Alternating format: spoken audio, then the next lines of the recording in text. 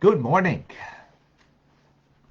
and welcome to Mystical Teachings from the Tanya. I'm Rabbi Ronnie Fine, coming to you from Chabad Zichron Kadeshim in Montreal, Canada, where it's a privilege and a pleasure to share with you the Tanya. Trying to get some people connected. All right. Good morning, a good tavach, shavua tov, a good week. And for those that are mothers, happy Mother's Day.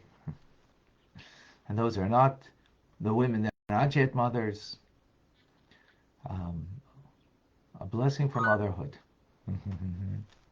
We welcome Anna from Budapest, Hungary. Good afternoon. And we have Alberto with us from Brazil, Boker Tov. Rebecca in Virginia, Shavua Tov. Alyssa is with us from Toronto, my old hometown from many years ago. Welcome. Sandy, good morning to you. And Andrea is with us in Phoenix. Thank you for joining us. Good morning, Davida. And Liba from New York, welcome. Oh, and Hannah, good afternoon to you in the UK, welcome. And Drew is with us in Springfield, New Jersey, good morning. Diane from London, Ontario, welcome. Dam from Indonesia, that's it. Thank you for joining. Mary Claire, good morning. Yanida, I think I pronounced that right, I hope. Good morning. Deborah from Kitchener, Ontario. Good morning. Eugenia from Calgary, Alberta. Good morning. Leslie is with us from Salisbury, North Carolina. And Talia from Tampa, Florida. Good morning. Darren is with us in the Philippines. Good evening to you. And June in Australia. TJ is also in Australia. Good evening. Rebecca, welcome and a happy Mother's Day to you. Casey, Lake St. Louis, Missouri. Thank you, Hannah. And who else is with us? Michael in Ontario, Erica in Norway, Roya in New York. Karen in Ohio is with us. Andrea, good afternoon to you and David up north here in Quebec. We have Noe, Daniela, Sina, Marcy, Kevin, John, Karen, Celeste, I hope I pronounced that right, and Mike and Sir Winston Churchill. Wow, he made a comeback. Amazing. Christo, Reggie, and many others. Okay. We are in chapter 52. 2 chapters left till we finish the first book of Tanya. Today's class is, we're going to do the first part will be from Shabbos, from yesterday.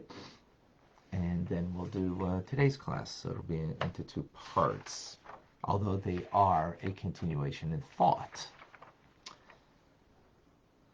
So in the previous chapter, we asked a question that the Shekhinah, the divine presence of God, or the Shekhinah is the feminine part of the divine, and we'll explain a little more about that shortly. Its presence is in the Holy of Holies. Oh, Elder Deb asked the question, isn't God found everywhere? So what do you mean in the Holy of Holies? There's no place devoid of him. How do we understand that? So to understand that, we need to understand ourselves first. Why? Because from my own flesh, my own interaction of the soul and the body, I will be able to understand God, his interplay, his interaction within creation. And creation, we don't mean just merely the physical part of creation, but all of creation, the spiritual worlds too. So in us, we have a soul that is in three dimensions. There's the essence of the soul that's found equally everywhere, no distinction. Essence means something that is without description, or which, because description means parameter and limitation. So the essence of the soul is the very fact that it is a part of God, um, and is therefore equally everywhere. But then there is where the main domain or abode, where it's first revealed in its fullest force, and that is in the brain. Hence, awareness in the brain. Hence, the great capacity of the brain that it controls the rest of the body, including even the heart. And then there is, from the brain, the central nervous system, and vitality that the soul then delivers a measured form, a contracted form, a limited ray of light as from the sun, a particular ray that comes into of the soul, metaphorically, that comes into the eye that gives it the capacity to see, into the ear to hear, and the arm to act like an arm that it can stretch out. You know, the arm can do something, it can reach out. The eye can't do that. It could see, but it can't do the reaching, right? Why? Because each ray of the soul that is contracted has a unique form of vitality that gives each limb of the body its uniqueness. Now that's what we learned previously, and then we went and brought that into the analog. That's the analogy. The analog is God found within creation. Well, there's the essence of God, the Ein Sof, as we call the limitlessness of God, that's found within creation equally. There's no distinction between a rock, between a human, between spiritual worlds above, angels and souls that are beyond this world, right? There's no distinction. The essence of God is found equally everywhere.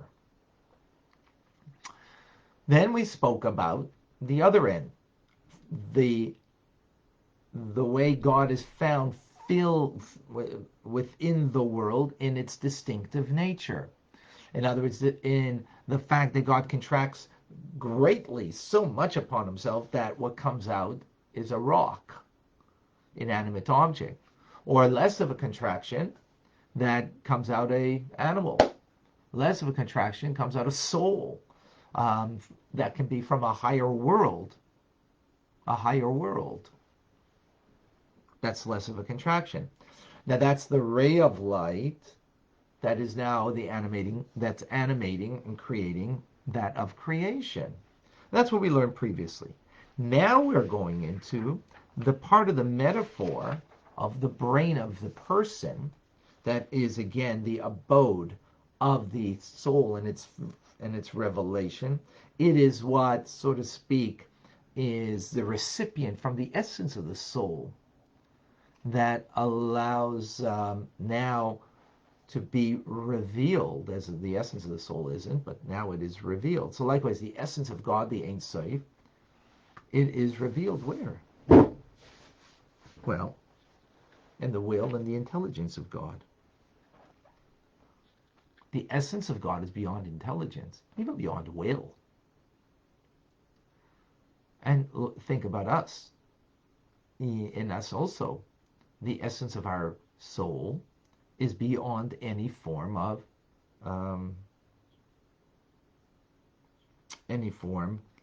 expression. In it has the capacity that from there comes an expression in the intelligence of the person, in the brain of the person. So likewise, above, it will be the let's call it collectively intelligence, divine intelligence. Intelligence is already a thing, even if it's divine, right? So it's not essence anymore. It from there, though, that it should become manifest, that intelligence. So intelligence, take it like a seed. A seed has a potential of growing into something unbelievable, but only because you put it into the ground, that potential, right? So the seed here would be metaphorically like intelligence. intelligence, and where will that be now revealed? When you put it into the ground, Mother Earth, which is going to manifest the power of that seed. So likewise, the manifestation of that life force of the divine, that is divine intelligence, will take place in Mother Earth. What's Mother Earth? Mother Earth is metaphorically what we call Alma Diskalia. The Kabbalists call it the world of manifestation, or Matronisa, which is Aramaic for queen, right? The queen receiving the vitality from the king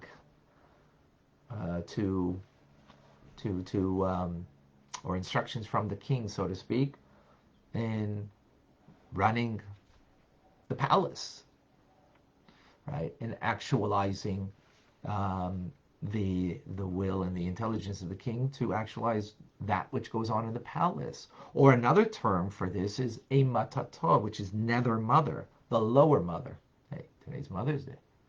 Lower mother is malchus, refers to malchus. Or another term for this is shechina, divine presence. And that's the scriptural term. So we have Kabbalistic terms, we have scriptural terms, we have from the sages in the Talmud.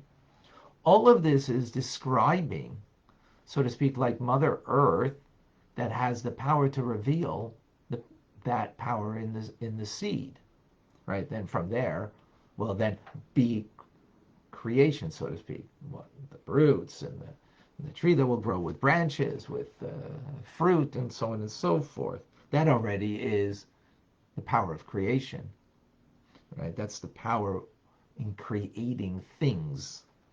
But before creating things, right, there is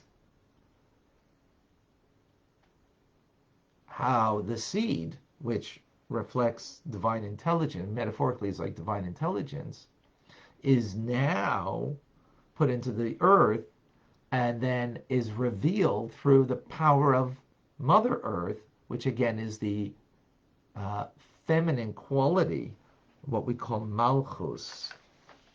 Malchus, again, means royalty, sovereignty.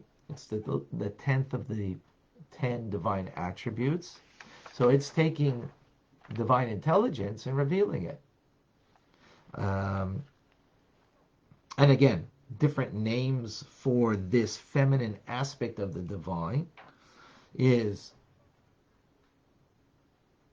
world of manifestation. Why? Because it's manifesting the Ein Sof, the limitlessness of God.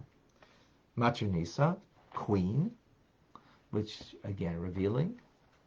Also, the queen is revealing the power of the king within the palace, right, of the seed within, to create or to bring forth now a tree, a fruit-bearing tree. Nether mother, the lower level of mother, because there's a higher level of mother, and that's called Bina, right, which is understanding, as opposed to the male part is Chachma. Right? So the nether mother, who is now nurturing, being the nurturing of that which is going to be brought into creation. And then finally, as we said, Shechina, which is a scriptural phrase, that I dwell among them, meaning in a revealed way, being a part of creation. Okay? So I hope from there we understand. Now, another metaphor, and we got a lot of metaphors over here to try to understand what's going on. We have the essence of God, Ein Sof, right? That is everywhere this equally. Then we have the contraction of the divine light. Ein Sof is beyond light. Where does light begin? Well, metaphorically, let's call it the sun, which is the brain, which here is Malchus, is the sun.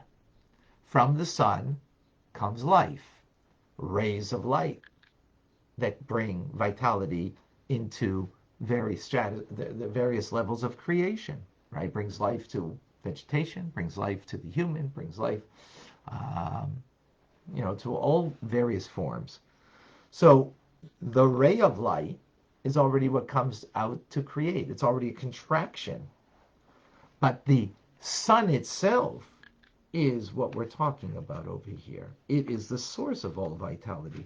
That's called Shekhinah. That's called Shekhinah, divine presence.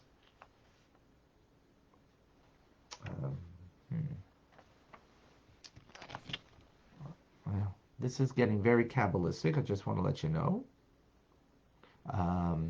So stay very focused as best as you can, to have clarity on this.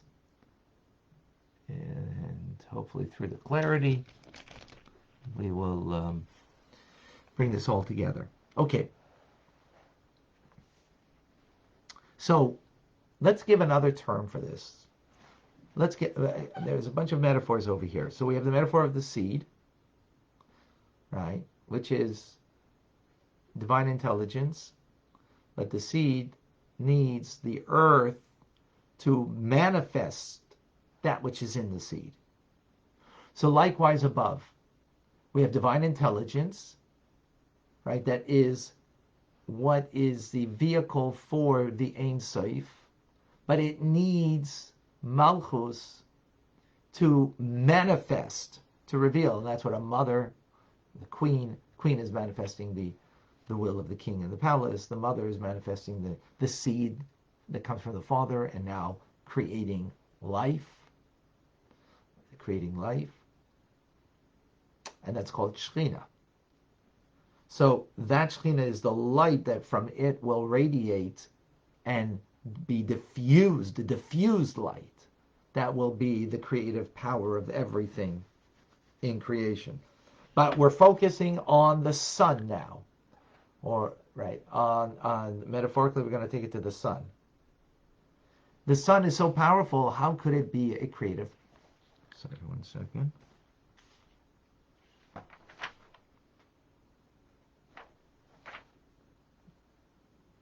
Okay, that's actually yesterday's class,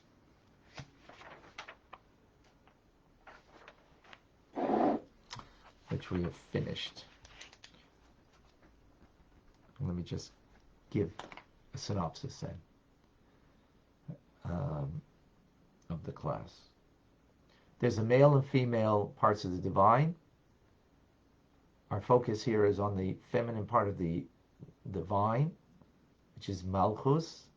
It's taking from the male part of the divine intelligence, the seed, and it is now manifesting. What's it manifesting? Ein Sof. It's manifesting the limitlessness of God, of the Ein Sof. Metaphorically, again, we have the seed and we have Mother Earth. That's one metaphor. Then we have another metaphor that this is like the sun.